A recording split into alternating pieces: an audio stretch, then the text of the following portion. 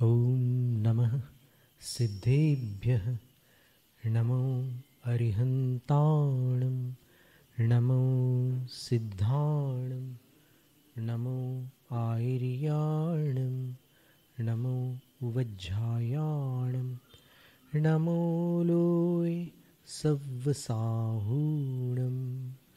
ईसो पंच नमो यारो सव्वपावपणासनो मङ्गलाणं च सव्वेसिं पढमं हवै मङ्गलं चत्तारि मङ्गलम् अर्हन्तमङ्गलं सिद्धमङ्गलं साहु मङ्गलं केवलिपण्णत्तो धम्मो मङ्गलं चत्तारि लोगुत्तमा अर्हन्तलोगुत्तमा सिद्धलोगुत्तमा साहुलोगुत्तमा केवलिपण्णत्तो धम्मो लोगुत्तमा चत्तारि शरणं पव्वज्जामि अर्हन्तशरणं पव्वज्जामि सिद्धशरणं पव्वज्जामि साहुशरणं पव्वज्जामि केवलिपण्णत्तो धम्मो शरणं पव्वज्जामि। तीन लोक और तीन काल के पांचों परमेष्ठी भगवंतों को भक्तिपूर्वक प्रणाम। महादेवादिदेव परम भट्टारक वर्तमान तीर्थ शासन नायक तीर्थंकर भगवान श्री महावीर जिनेन्द्र को भक्तिपूर्ण वंदन। द्वादशांग श्रुत देवता स्वरूपा भगवती जिनवाणी सरस्वती देवी माता को भावपूर्ण वंदन। पूर्व शताब्दी के धुरंधर आचार्य चारित्र चक्रवर्ती परम श्रद्धेय शांति सागर मुनिराज को नमोस्तु। महाराष्ट्र राज्य में विराजमान दीक्षा शिक्षा गुरु आचार्य विद्यासागर महाराज को नमोस्तु।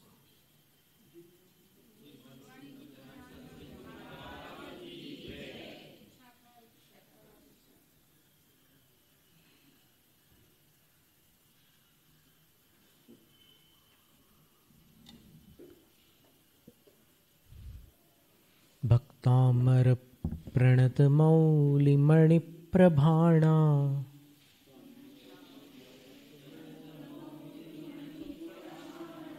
मुद्योत कंदलित पापतमो वितानम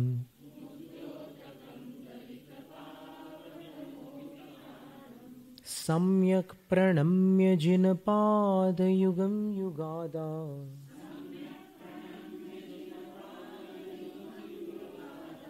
वालंबनं भवजले पतताञ्जनानां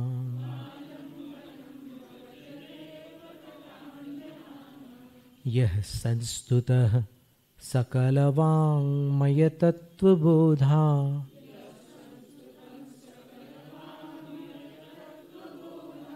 दुद्भूतबुद्धिपटुभिः सुरलोकनाथैः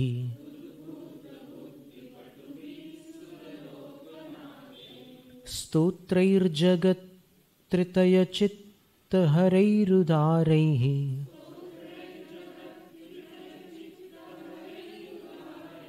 स्तोष्ये किलाहमपि तं प्रथमञ्जिनेन्द्रम्।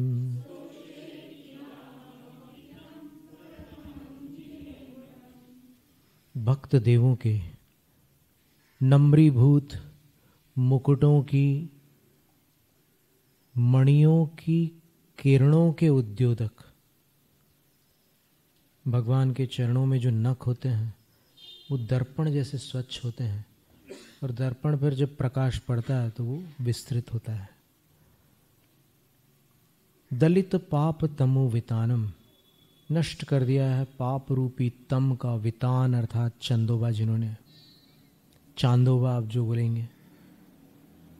और युगादो युग के आदि में ये कौन सा युग? तो इसको कृत युग कहते हैं। जब भोग भूमि से कर्म भूमि हो रही थी, यानी भोग भूमि धीमे धीमे समाप्त हो रही थी और धीमे धीमे कर्म भूमि प्रविष्ट हो रही थी, वो जो युग है उसको भोग भूमि प्रतिभाग भी कहते हैं शास्त्रीय भाषा में। कि जब भोग भूमि समाप्त हो रही होती है, कल्प वृक्ष घटते जाते हैं और इधर कर्म भूमि की व्यवस्था कुलकरों को स्थापित करनी पड़ती है।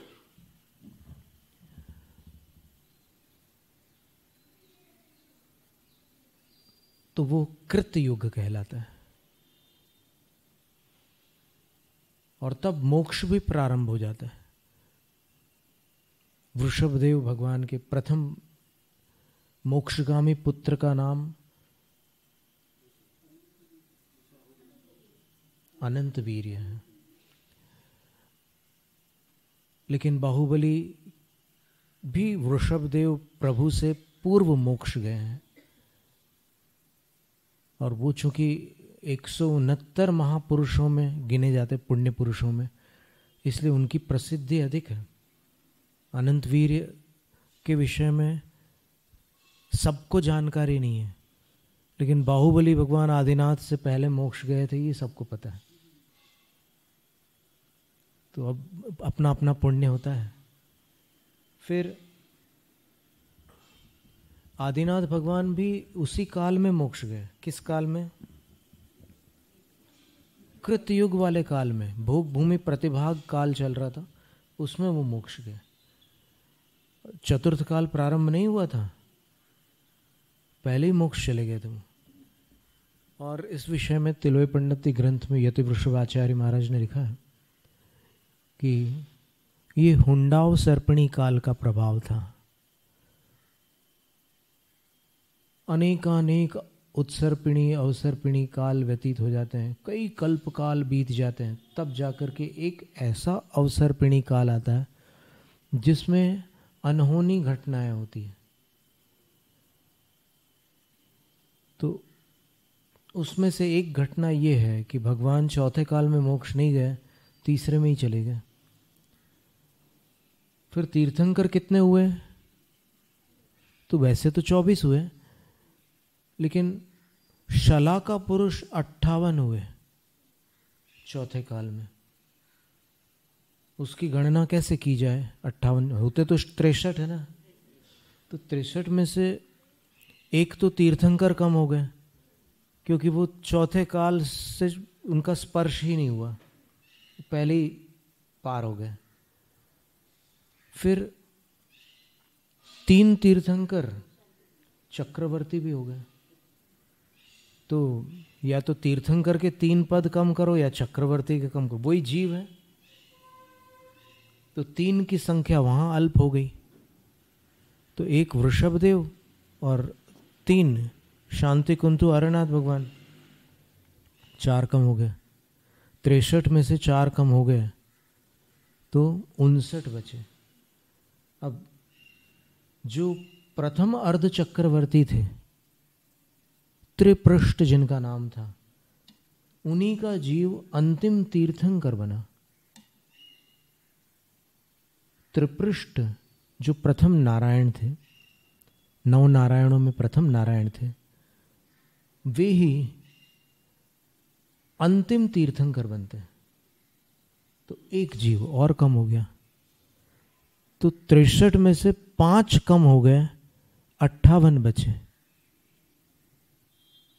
ऐसे कई हुंडाव सर्पणी संबंधी घटनाक्रम तिलोय पंडिती में गिनाए हैं।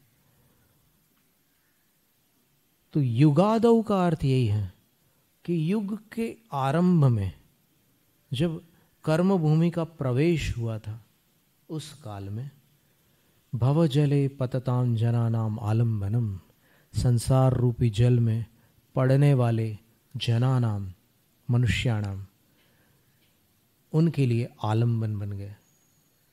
तो सर्वज्ञ, वीतराग और हितोपदेशी भगवान के पाद युगम सम्यक प्रणम्य चरण युगल को सम्यक प्रणाम करके, अब सम्यक प्रणाम के साथ में क्रिया विशेषण के रूप में भी ग्रहण किया जा सकता है और जिन पाद युगम के साथ में विशेषण के रूप में भी ग्रहण किया जा सकता है।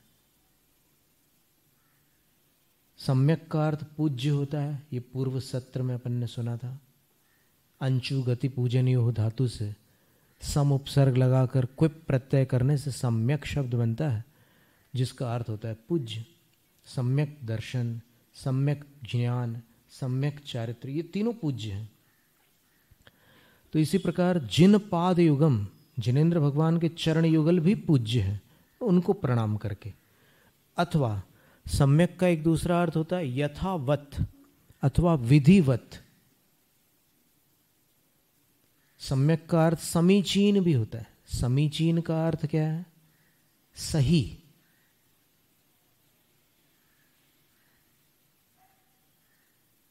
त्रुटि रहित, निर्दोष,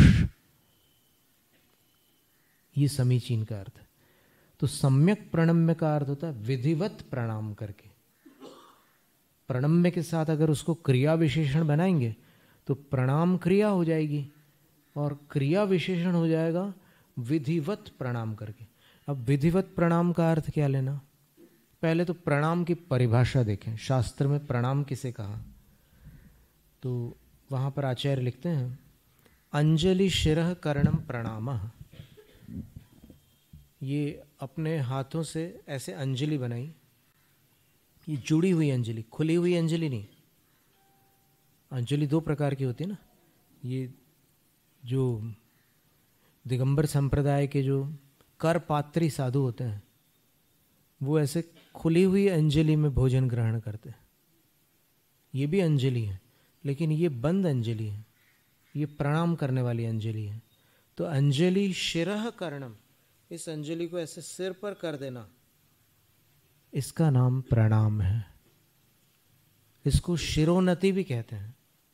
अंजलि को सिर पर लगाकर ऐसे सिर को नति यानी झुका देना, सिर को झुकाना।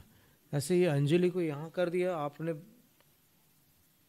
कह दिया किसी से कि भाई ऐसी परिभाषा बताई थी महाराज ने अंजलि शिरः करणम, तो हमने कर दी, ये प्रणाम हो गया हमारा। तो नहीं, इसमें सिर को भी झुकाना है और हाथ को भी यहाँ ऊपर लाना है, दोनों बातें जोड़नी है। तो ये ऐसे अंजलि शिरः करणम प्रणामः। तो यहाँ पर सम्यक प्रणम्य का अर्थ होता है तीन आवर्त पूर्वक, अर्थात मन, वचन और काय पूर्वक ऐसे प्रणाम करने का नाम सम्यक प्रणाम है।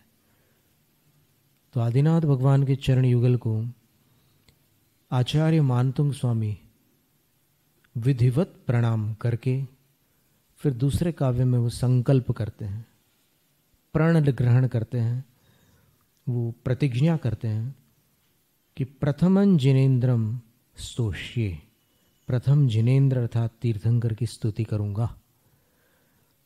कैसे प्रथम जिनेन्द्र? प्रथम जिनेन्द्र की क्या विशेषता है जिनकी की स्तुति करेंगे आचार्य? तो लिखा है यह सुरलोकनाथैहि संस्तुतः, जो सुरलोक के नाथ अर्थात देवलोक के इंद्र, और बहुवचन दिया है तो देवलोक के इंद्रों द्वारा संस्तुतः भली भांति स्तुत हुए थे, स्तुति को प्राप्त हुए थे। अर्थात मुझसे पहले देवों के इंद्रों ने उनकी स्तुति की थी, लेकिन देवों के इंद्र कैसे थे? तो अब यहां पर आचार्य महाराज अपनी लघुता प्रकट कर रहे हैं। तीसरे काव्य में तो सबको दिखता है कि आचार्य महाराज लघुता प्रकट करते हैं, लेकिन दूसरे काव्य में देखना पड़ता है, तब दिखता है कि यहां भी आचार्य मानतुंग स्वामी ने अपनी लघुता प्रकट की है, यानी अपने आप को छोटा स्वीकार किया है। किन की अपेक्षा? तो जिन्होंने मुझसे पहले स्तुति की थी उनकी अपेक्षा मैं ज्ञान में छोटा हूं, यह स्वीकार किया उन्होंने। देखिएगा आप, उन इंद्रों का विशेषण क्या है? सकल वांग्मय तत्व बोधात उद्भूत बुद्धि पटुभिः। क्या अर्थ हुआ? सकल का अर्थ तो सबको पता ही है, सब, संपूर्ण। वांग्मय का अर्थ महापुराण में भगवत जिनसेन आचार्य महाराज ने लिखा है, छंद, व्याकरण और अलंकार, इन तीन के समूह को वांग्मय कहते हैं। वांग्मय किसे कहते हैं? जिसमें छंद भी हो, व्याकरण भी हो और अलंकार भी हो, ये वांग्मय। अपन और दूसरी भाषा में अगर बोलना चाहें तो वांग्मय का अर्थ होता है साहित्य। तो संपूर्ण वांग्मय के तत्व बोधात, तत्व का अर्थ होता है मर्म, भाव,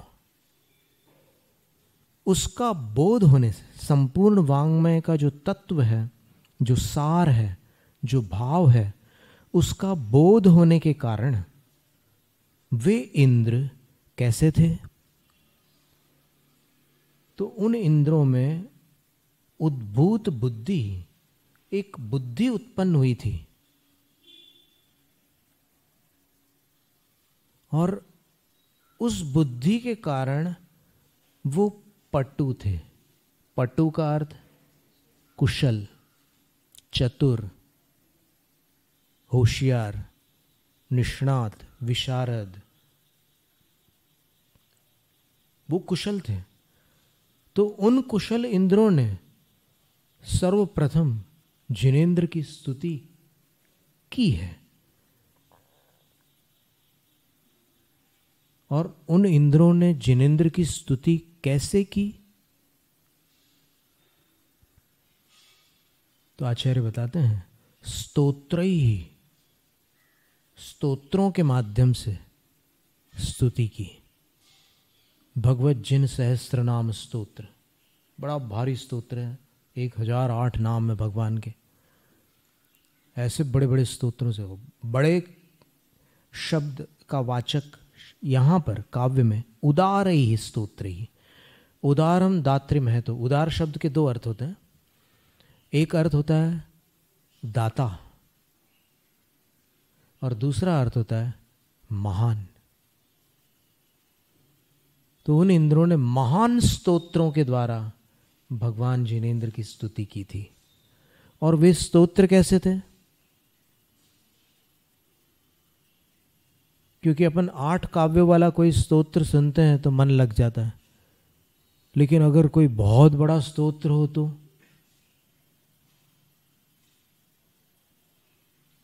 यदि रोचक होगा, संगीतमय होगा, श्रुति मधुर होगा तो मन लग सकता है। लेकिन अगर कोई ऐसे ही पढ़ रहा है तो फिर मन नहीं लगेगा। तो वहाँ इंद्रों ने जो पाठ किया था स्तोत्रों का, वो संगीत के साथ किया था।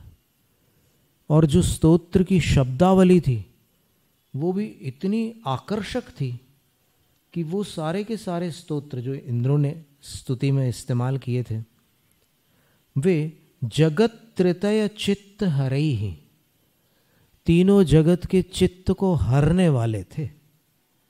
अर्थात तीनों जगत के लिए मनोहर थे। तो जब इंद्र स्तुति करते थे तो वहां करोड़ों वाद्य बजते थे, और वो जो स्तोत्र पाठ है वो इतना अद्भुत लगता था कि आज जो बड़े बड़े संगीतकारों ने बड़ा दिव्य संगीत रचा है, उसमें से कई ऐसे भी गीत हैं, कुछ ऐसा भी संगीत है जिसको सुनते ही साथ मन शांत हो जाता है। अल्फा और थीटा स्टेट में ब्रेन वेव्स चले जाते हैं, ऐसा भी संगीत है।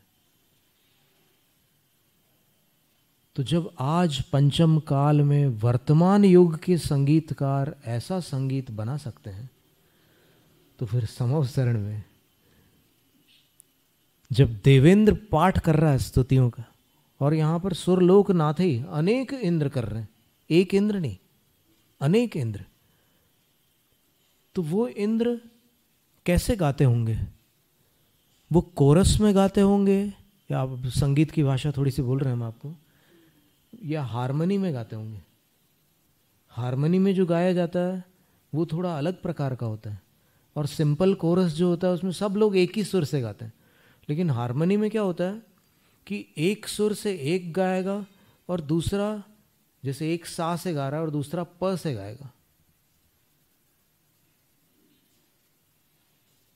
तो उसमें एक अलग इफेक्ट आता है, सुनते समय एक वाइब्रेशन आता है, एक स्पंदन आता है। तो अपन कल्पना नहीं कर सकते, ऐसी स्तुतियों के द्वारा इंद्रों ने स्वयं अपने सुमधुर कंठ से भगवान के स्तोत्र पढ़े थे।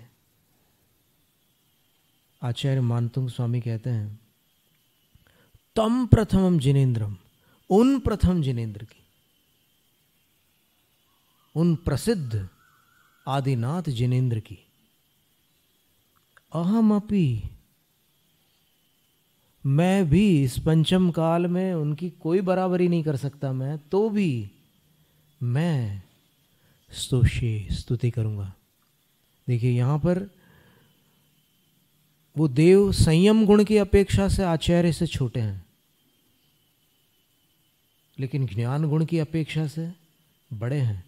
तो ये जैन संस्कृति गुणों का आदर करती है, व्यक्तिवादी नहीं है। ये नमोकार मंत्र में कोई व्यक्ति को नमस्कार है क्या? नहीं, उन पदों को नमस्कार। अब ये काव्य इतना अद्भुत है कि इस काव्य से अपने को ये सूचना मिलती है कि आचार्य मानतुंग स्वामी ने आचार्य परमेष्ठी होकर भी जिनेन्द्र की स्तुति करने वाले इंद्र के ज्ञान की और उन स्तोत्रों की प्रशंसा कर दी, और अपने आप को छोटा बताते हुए उन्होंने ये कहा कि मैं भी आज जितना ज्ञान मेरे पास बचा है उस ज्ञान से हे प्रभु आपकी स्तुति करूंगा, उन प्रथम तीर्थंकर की मैं भी स्तुति करूंगा। भी कब लगाया जाता है? भी शुरू में लगता है या बाद में? हमेशा बाद में लगता है। तो आचार्य महाराज ने अपने आप को इंद्र के बाद रखा। तो ये जैन संस्कृति गुणों का आदर करने वाली संस्कृति है। अगर छोटे में भी गुण अधिक है तो फिर उसका आदर इस संस्कृति में दिल खोल करके किया जाता है। आचार्य शांति सागर महाराज जी ने कहा था कि अगर कोई बालक भी मुझे ये बता दे कि शास्त्र में ऐसा है, तो मैं, भले ही वो बालक हो, उसने अगर मुझे शास्त्र की बात बताई है तो मैं स्वीकार कर लूंगा।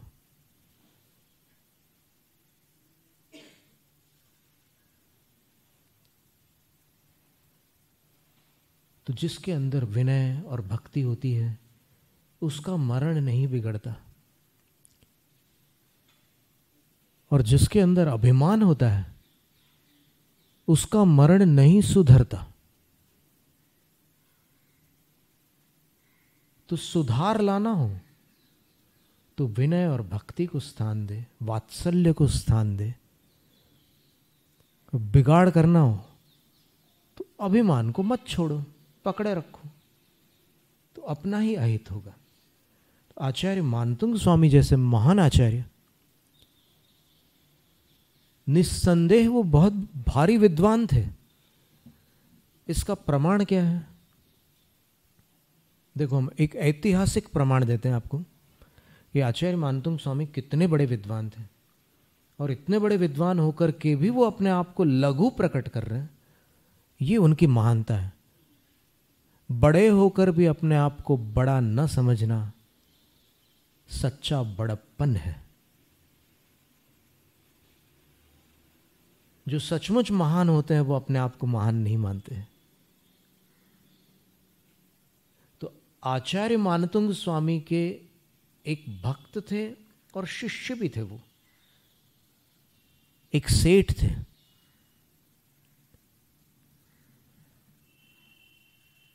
अब भक्त होने के साथ साथ शिष्य भी थे, इसका क्या अर्थ होता है? या तो शिष्य कह दो या भक्त कह दो। भक्त और शिष्य दो शब्द, इनके दो अलग अलग अर्थ हैं क्या? तो उत्तर है कि हाँ, भक्त वो होता है जो गुरु को हृदय में धारण करता है, अपनी आस्था में जो गुरु को धारण करता है। पंच गुरु, पांचों परमेष्ठियों को जो अपने हृदय में धारण करता है, वो भक्त होता है। लेकिन जो गुरुओं से संकल्प पूर्वक व्रत धारण करता है, वो शिष्य होता है। यानी पहले शिष्य भक्त होता है और व्रत धारण करने पर बाद में वो शिष्य होता है। तो गुरु से कोई संकल्प धारण करने वाला शिष्य कहलाता है और गुरु की भक्ति को हृदय में धारण करने वाला भक्त कहलाता है। जिसके हृदय में भक्ति है सो भक्त, और जिसने गुरु के सानिध्य में कोई संकल्प ग्रहण किया, कोई प्रतिज्ञा ली, कोई प्रण लिया, वह शिष्य कहलाता है। अणुव्रत ले लिए किसी ने गुरु से, वो शिष्य हो गया। अब मात्र भक्त नहीं रहा, भक्त तो रहा ही रहा। ऐसा नहीं है कि जो शिष्य है वो भक्त नहीं है। जो भक्त है वो शिष्य हो भी सकता है, न भी हो। लेकिन जो शिष्य है वो भक्त तो पहले है, फिर शिष्य है। तो वो जो सेठ थे, उन्होंने भी आदिनाथ भगवान की स्तुति की संस्कृत भाषा में। और जैसे मानतुंग आचार्य ने भक्तामर स्तोत्र द्वारा भगवान की भक्ति की तो चमत्कार हो गया, सेठ ने भी जब भक्ति की तो चमत्कार हो गया। आपने कभी कोई ऐसे सेठ का नाम सुना जिन्होंने जिनालय में भगवान के समक्ष भक्ति की हो और कोई चमत्कार हो गया हो? धनंजय सेठ, तो वो आचार्य मानतुंग स्वामी के शिष्य थे। विषापहार स्तोत्र जैसे ही उन्होंने पढ़ा तो उनके पुत्र पर जो सर्प का विष व्याप्त हो गया था, सांप ने काट खाया था, और पत्नी ने 2 बार तो किसी के माध्यम से समाचार भेजे कि आ जाओ, तुम धर्म की आराधना में लगे रहोगे और यहाँ पर पुत्र का जीवन संकट में आ चुका है। लेकिन उन्होंने ध्यान नहीं दिया, वो भक्ति में लीन थे। फिर तीसरी बार पत्नी स्वयं पुत्र को लेकर आ गई, और जब सेठ ने पत्नी के आने पर भी ध्यान नहीं दिया तो पत्नी ने पुत्र को उनके पास रख दिया और कहा कि अब करो भक्ति, ये मरणासन्न हो गया है, अब करो भक्ति तुम। तो उन्होंने भक्ति की, विषापहार स्तोत्र पढ़ा और बच्चा नींद से उठे हुए बालक के समान उठ बैठा, निर्विष हो गया। 14वें काव्य में लिखा है, विषापहारम मणिमौषधानी। संसारी प्राणी विष का अपहरण करने वाली मणियों को ढूंढते हैं, औषध की खोज करते हैं, लेकिन वो भूल जाते हैं कि सबसे बड़े विषापहारी आप हैं। हे जिनेंद्र, आपसे बढ़कर विष को हरने वाला और कौन हो सकता है? आप तो तन के, मन के और चेतन के विष को हर लेते हो, तो आपसे बड़ा विषापहार कौन हो सकता है? उन्होंने जैसे ही 44 काव्य पूर्ण किए, 40 काव्य, 44 काव्य कल्याण मंदिर में है, विषापहार में 40 है। जैसे ही वो काव्य पूर्ण हुए, बच्चा ठीक हो गया। तब पत्नी को समझ में आया कि अरे, आज समझ में आया कि आप कौन हो, आज मैंने अनुभव किया कि आप क्या हो। तो बरसों से विवाह हुआ था, बच्चा भी था, लेकिन पत्नी कह रही कि आज अनुभव हुआ कि आप कौन हो। तो यहां अनुभव शब्द का अर्थ क्या लेना? आज मैंने आपको पहचाना कि आप कौन हैं। और देखिए, राज दरबार में भी एक बार इनकी परीक्षा हुई थी, धनंजय सेठ की। इन्होंने एक कोश बनाया था, संस्कृत कोश, और इनको राजसभा में वह कोश प्रस्तुत करना था, और बड़ी प्रभावना का अवसर था वो।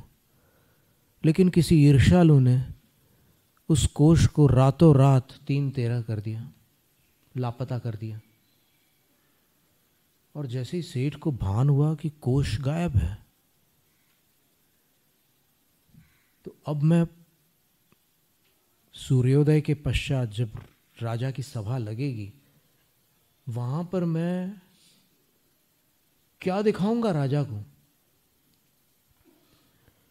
तो उन्होंने भी भगवान का स्मरण किया और गुरु को परोक्ष प्रमाण किया, और रातों रात उन्होंने एक नया कोश रच डाला, एक लघु कोश, जिसका नाम है नाम माला।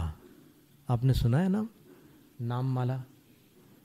जैन विद्यालयों में इसको कंठस्थ कराया जाता है। नाम माला छोटी सी डिक्शनरी है, एक एक शब्द के अनेक पर्यायवाची दिए हुए हैं। जैसे वृक्ष है तो वृक्ष के अनेक पर्यायवाची शब्द, सूर्य है, भानु, भास्कर, भास्वत आदि अनेक पर्यायवाची शब्द दिए हुए हैं उसके, रवि, विवस्वान, ऐसे बहुत सारे शब्द। और संस्कृत श्लोक में है पूरे, तो जो भी कंठस्थ करना चाहे कर सकता है। अगर आप लोगों में से किसी की उत्कंठा हो तो कर सकते हैं, और जो लोग सोच रहे हो कि अब हमारी उम्र निकल गई, तो वो शांत रहे, निकल गई, उनने घोषणा ही कर दी, खुद ही स्वीकार कर लिया। असली में ज्ञान की कोई उम्र नहीं होती। लोग बुढ़ापे में भी दीक्षा लेकर 1 वर्ष में मुनि प्रतिक्रमण कंठस्थ कर डालते हैं।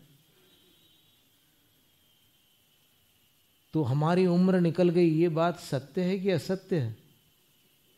पुनर्विचार कर लेना। तो लगन हो और पुरुषार्थ हो तो कार्य सिद्धि होती है।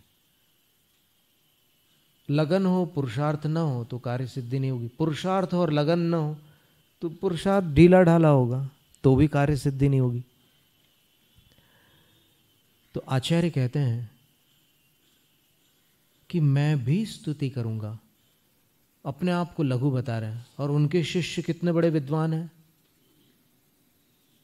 तो उनकी तीसरी रचना से पता चलता है। एक रचना तो विशापहार स्तोत्र है, दूसरी रचना कौन सी है अभी बताइए? नाम माला। कुछ लोग भूल तो नहीं गए सुनते सुनते सुनते? नहीं, अभी अभी एकदम ताज़ी बात है, कैसे भूल सकते हैं। और तीसरी रचना थी द्विसंधान महाकाव्य। द्विसंधान महाकाव्य इस धरती का एक अद्वितीय काव्य है, महाकाव्य। ऐसा काव्य है कि जिसमें श्लेष अलंकार का प्रयोग है। श्लेष का अर्थ होता है फंसा हुआ। अब वो एक ऐसा अलंकार है कि वो शब्द तो एक ही रहता है, लेकिन उसमें एक और अर्थ फंसा हुआ है, उसको निकालना पड़ता है। तो श्लेष अलंकार में उन्होंने एक महाकाव्य की रचना की। उस महाकाव्य में उन्होंने संपूर्ण रामायण का चित्रण किया, लेकिन चूंकि श्लेष है इसलिए उसमें कोई दूसरी कथा भी फंसी हुई थी। वो कथा थी महाभारत। ऐसा काव्य कौन लिख सकता है? अल्ट्रा जीनियस हो गए वो, जिन्होंने 19 श्लोकों में मंगलाचरण के अंदर जो रामायण पढ़ना चाहते हैं उनके लिए मुनि सुव्रत भगवान को नमस्कार किया, और जो महाभारत पढ़ना चाहते हैं उनके लिए नेमिनाथ भगवान को नमस्कार किया। और मुनि सुव्रत भगवान को नमस्कार किया है, उसमें नेमिनाथ भगवान का नाम जो है वो विशेषण है, और नेमिनाथ भगवान को जहाँ नमस्कार किया वहाँ मुनि सुव्रत नाम विशेषण है। सुंदर व्रतों वाले नेमी। और यहाँ पर जो धर्म की नेमी यानी धुरा, जो गाड़ियाँ चलती है उसमें चक्के जिसके ऊपर घूमते हैं उस एक्सल को नेमी कहते हैं। तो मुनि सुव्रत भगवान धर्म की धुरा थे, नेमी थे, और नेमिनाथ भगवान सुंदर व्रतों वाले थे, सुव्रत थे। तो जो भी अर्थ आपको अगर महाभारत पढ़नी हो तो फिर आप नेमिनाथ भगवान का अर्थ लेकर के फिर निकालो। और उधर कृष्ण और अर्जुन का वार्तालाप हो रहा है, यहाँ पर राम और लक्ष्मण का वार्तालाप, और श्लोक वही के वही हैं, लेकिन दो अर्थ निकलते हैं तो दोनों कथाओं के अनुरूप अर्थ निकलते हैं। क्या अल्ट्रा जीनियस माइंड होगा उनका, ऐसा काव्य कोई लिख सकता है? एक श्लोक भी कोई लिख सकता है क्या? पसीना आ जाएगा। बड़े बड़े साहित्यकारों को कठिनता का अनुभव होगा, लेकिन उन्होंने पूरा महाकाव्य लिखा है। इतने बड़े विद्वान के गुरु कह रहे हैं कि मैं छोटा सा हूं। तो इससे क्या प्रमाणित हुआ? यही प्रमाणित हुआ कि जो ज्ञानी होते हैं वो मानी नहीं होते, जो मानी होते हैं वो ज्ञानी नहीं होते।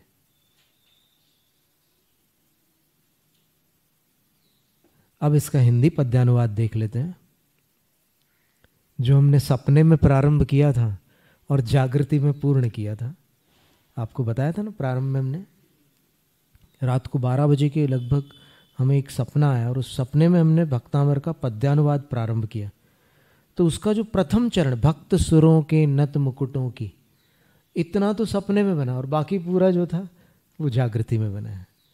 तो इसको अपन लयबद्ध पढ़ेंगे, कीर्तन के साथ पढ़ेंगे। आपके पास प्रतियां हैं या फिर जब आ जाएगी तब पढ़ लेंगे? आज पढ़ें? तो आज आप सुन लीजिए, है ना। राग यमन में है, यमन राग सायंकाल का राग है।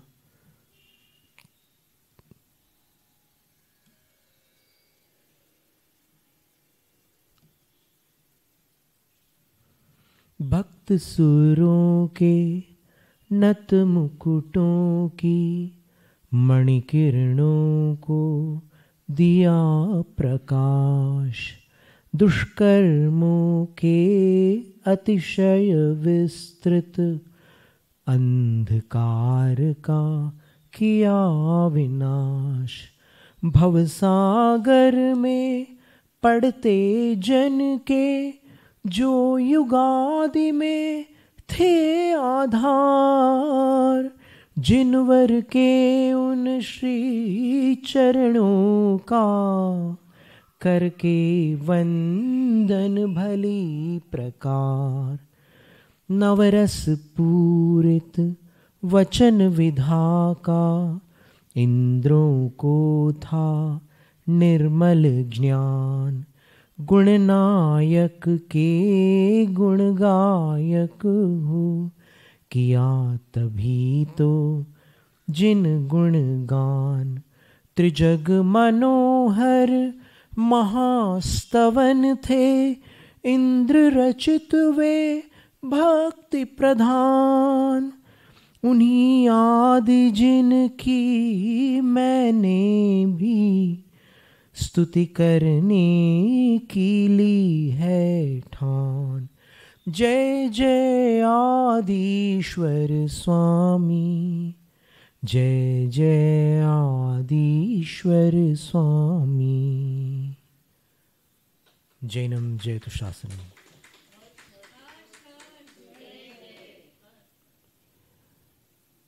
अरिहंत को नमन, अरिहंत को नमन। सिद्ध प्रभु को नमन, सिद्ध प्रभु को नमन।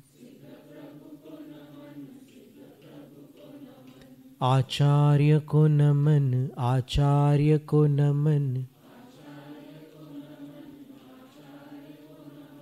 उपाध्याय को नमन, उपाध्याय को नमन। सर्व साधु को नमन, सर्व साधु को नमन। ये है मेरे पंच गुरु, इनको सदा नमन। इनके नमन से हो मुक्ति पथ पे गमन। इनकी ही भक्ति में हो मेरे मन वचन। अरिहंत जय जय, सिद्ध प्रभु जय जय। साधु जन जय जय, जिन धर्म जय जय। अरिहंत मंगल, सिद्ध प्रभु मंगल। साधु जन मंगल, जिन धर्म मंगल। अरिहंत उत्तम, सिद्ध प्रभु उत्तम। साधु जन उत्तम, जिन धर्म उत्तम। अरिहंत शरणा, सिद्ध प्रभु शरणा। साधु जन शरणा, जिन धर्म शरणा।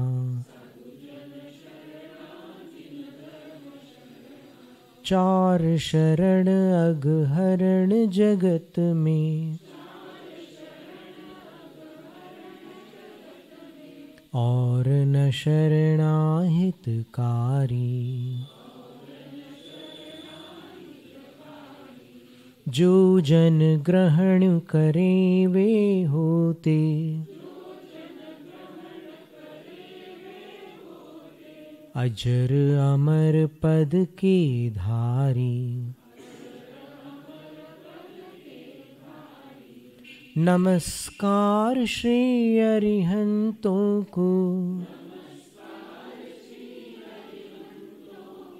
सिद्धि प्रदाता सिद्धों को।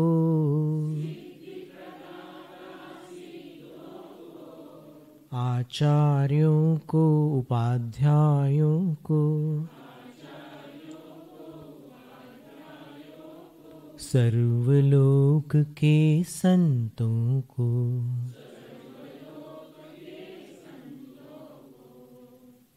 स्तोत्र पठन में मेरे द्वारा यदि जो कहीं कहीं प्रमाद से कुछ अर्थ वाक्य पद मात्रा छूट गई, सरस्वती मेरी उस त्रुटि को कृपया क्षमा करें और मुझे कैवल्य धाम में माँ विलंब धरे।